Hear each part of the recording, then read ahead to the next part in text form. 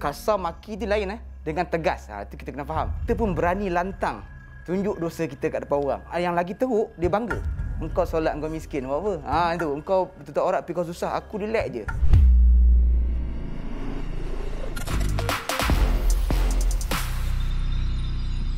Bismillahirrahmanirrahim. Assalamualaikum warahmatullahi wabarakatuh dan salam sejahtera bagi mereka yang bukan Islam yang menonton sembang viral di TV9 hari ini.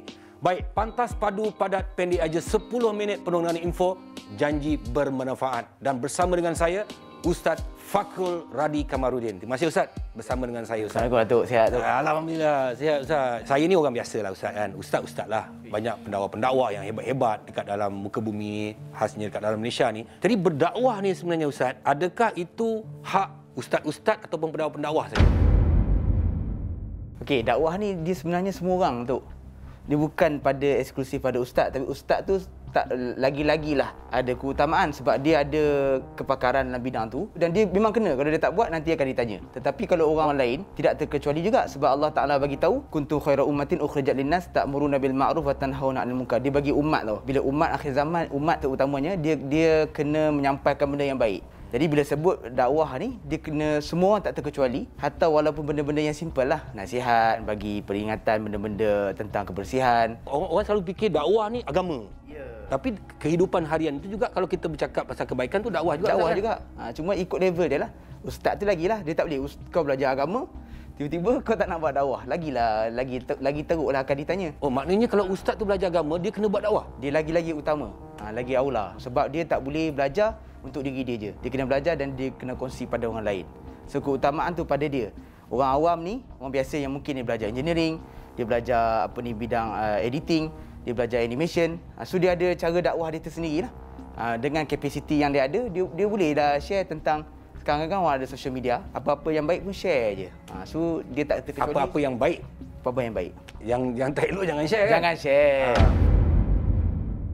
Maknanya kalau macam ilmu dunia ni juga, itu boleh dikatakan dakwah juga lah Ustaz? Kalau ada manfaat, benda tu baik. Sebab kan Nabi sebut tu hebatnya Islam kan. Dia bagi satu keluasan kepada kita untuk buat benda baik. Bila Allah bagi satu ayat, fastabiqul khairat tu, berlumba-lumba buat kebaikan. Bila kita berlumba-lumba buat kebaikan ni, masing-masing ada akaun dia. Kalau macam kita ada akaun bank kita lah. Setiap hari kita akan login, tengok baki kan. Datuk tak payah tengok tak apa. Amboi. Amin. Amin ya Rabbal alamin. Saya kena tengok kerap. Kalau kita boleh tengok akaun kita macam tu, kita akan berlumba-lumba tau. Pahala aku banyak mana? Dosa aku banyak mana? So bila Allah Taala suruh berlumba-lumba, maksudnya dia akan ada reward dia. Jadi kalau kita boleh buat amalan-amalan baik sekecil-kecil mana pun akan dikira Allah. Bila ada manfaat je, benda tu dikira sebagai dakwah. Sama juga macam kalau Nabi sebut ada bila matinya anak Adam tu, putus semua amalan kecuali 3. Salah satunya adalah ilmu manfaat. So, ilmu manfaat tu bukan ilmu agama saja. Dia ilmu yang manfaat. Ajar orang masak, manfaat kot. Orang tu boleh masak. Ajar orang baki kereta. Ajar orang boleh dia buat video. Bayangkan dia boleh buat video yang baik. Pahala tak untuk dia? Ini berterusan. Sallallahu ala Muhammad. Sallallahu alaihi wasallam. Sallallahu ala Muhammad. Sallallahu alaihi wasallam. Kecoh sikitlah kan netizen kita, marahlah dengan seorang hamba Allah ni yang dia pakai nikab. Jadi dia berkata dengan kasarnya. Bila saya tengok kan cara pendekatan yang dia bagi tu, pelbagai cara orang boleh faham. Ayat yang dia bagi tu lebih kurang dia kata yang tak tutup aurat ni lemah. Bila dia kata lemah tu, mungkinlah lemah iman, mungkinlah lemah dari sudut kita kata dia tak standing dengan orang yang tutup aurat kan di sisi Allah Subhanahu Wa Taala. Wallahu alam. So persepsi macam-macam lah. Bila dia hanya sekadar dia kata macam tu dah orang trigger dan terasa, pelbagai pandangan akan timbul. Jadi kat situ kita kena bijak Orang yang memberikan dakwah tu pun kena pandai. Dia kalau bila kita cerita tentang dakwah ni, dia kena elakkan yang kata-kata kasar tu. Kata-kata kasar sebab konsep dakwah ni ud'u ila sabili rabbika bil hikmah. Kau kena seru ke jalan Allah ni dengan cara hikmah. Bukannya dengan cara engkau. Cara hikmah ni dia ulama kata hikmah ni macam ni. Hikmah ni macam tengok kesesuaian dia. Kau punya mad'u tu macam mana. Dia tak boleh pukul rata, kau judge orang tu dengan makian, dengan cacian, dia orang akan lari daripada kita. Nak pula sekarang zaman social media kan.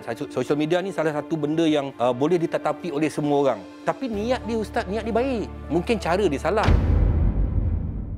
Betul. Itu kita kata kalau niat kita baik, tetapi cara pemahaman orang tu mungkin dia akan persepsi yang macam-macam. Jadi kita ni kena pandai sikit. Kita takut disebabkan cara kita tu menyebabkan dakwah tu tak sampai. Maka kena ambil jalan-jalan Nabi ni, iaitu dengan cara lembut, cara hikmah tadi. Kasar maki tu lain dengan tegas. Itu kita kena faham. Kita ambil balik cerita yang tadi lah Ustaz kan. Dia dah pakai nikab kan. Lepas tu cara dia tu kasar. Jadi mengundang kepada banyak hukuman daripada netizen. Dan sebenarnya itu mengundang banyak persoalan. Betul. Jadi cara dia tu salah lah Ustaz. Matlamat tak menghalalkan cara. So dia kena berhati-hati juga dalam kita nak menyampaikan dakwah tu kan. Sebab kadang-kadang nanti kita akan dipersoalkan balik apa yang kita cakap. So dalam masa yang sama, kita berhati-hati supaya tadi dia tidak menyebabkan orang lari jauh daripada kita. Orang jadi fitnah, alah kau pakai macam ni, kau boleh judge aku pula kan.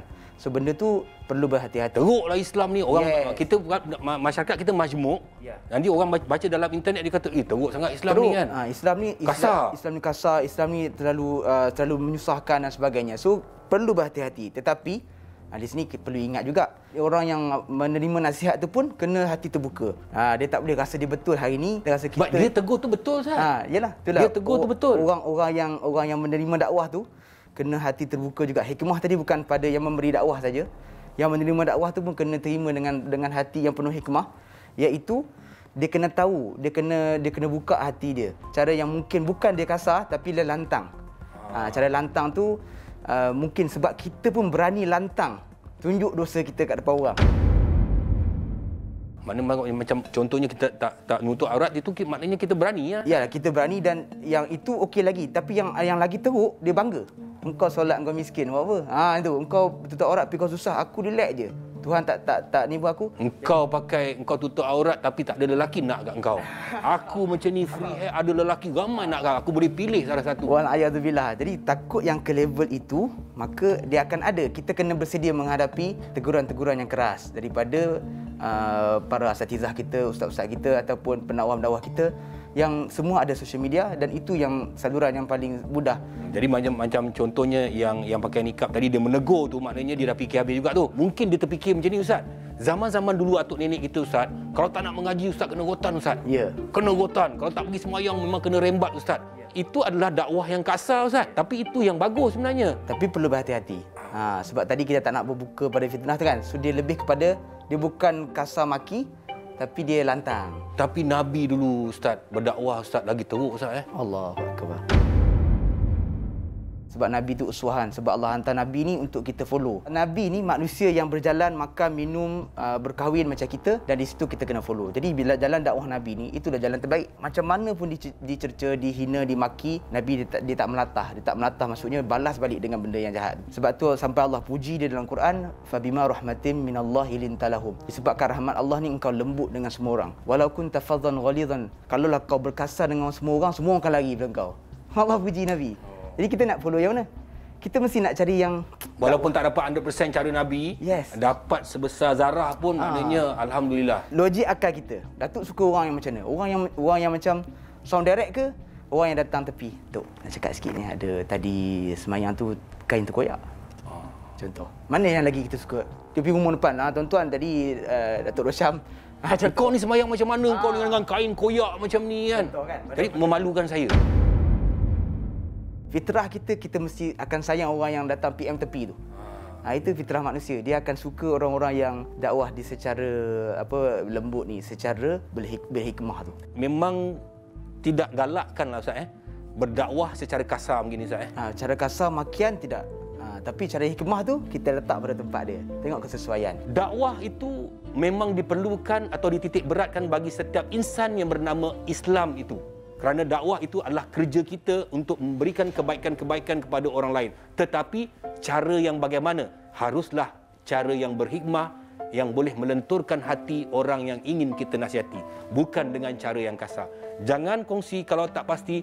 Jangan kita buat wakaf dosa. Terima kasih daripada Sembang Viral. Esok kita jumpa lagi. Kalau tak puas hati, kita PM tepi. Assalamualaikum warahmatullahi wabarakatuh. Salam sejahtera bagi mereka yang bukan Islam yang menonton Sembang Viral. Terima kasih Ustaz. Terbaik.